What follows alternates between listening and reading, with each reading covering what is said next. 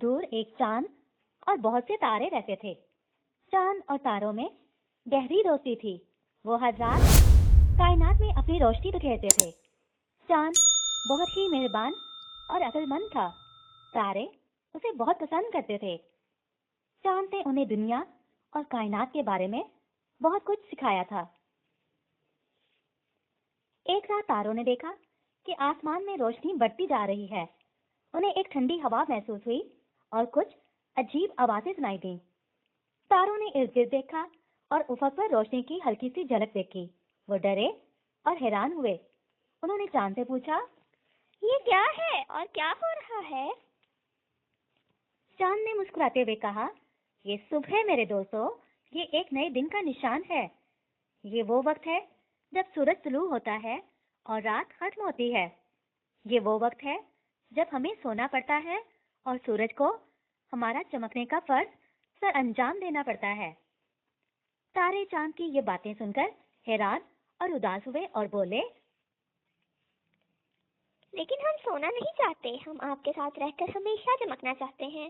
ہم رات اور اندھیروں سے محبت کرتے ہیں۔ ہم سورج اور اس کی روشنی کو پسند نہیں کرتے۔ سورج اس قدر روشن ہے کہ اس کی روشنی ہمیں بے نظر اور بے معنی بنا دیتی ہے۔ سورج کی روشنی ہماری خوبصورتی اور شان چھین لیتی ہے۔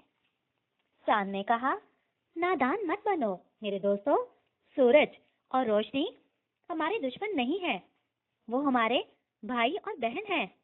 وہ اور ہم ایک ہی خالق کی تخلیق اور زمانے کے چکر کا حصہ ہیں۔ ان کا اپنا کردار اور مقصد ہے، جیسا کہ ہمارا بھی ہے۔ وہ زمین اور اس میں بسنے والی مخلوقات کو زندگی اور گرمی دیتے ہیں۔ وہ دن اور موسم بناتے ہیں۔ سورج اور روشنی اللہ تعالیٰ کی شان اور حکمت کا عکس ہیں۔ تاروں نے کہا، لیکن پھر ہمارا کردار اور مقصد کیا ہے؟ چمکنے کا کیا فائدہ اگر کوئی ہمیں دیکھ نہ سکے؟ چلنے کا کیا فائدہ اگر ہمارا کوئی مقصد نہ ہو؟ چاند بولا، میرے دوستو، حقیقت اور سچائی کو کبھی نظر انداز نہ کرو۔ حقیقت اور سچائی لازوال اصول اور لازوال قوانین ہیں جو تمام مخلوقات اور زمانے کے لیے ایک جیسے ہیں۔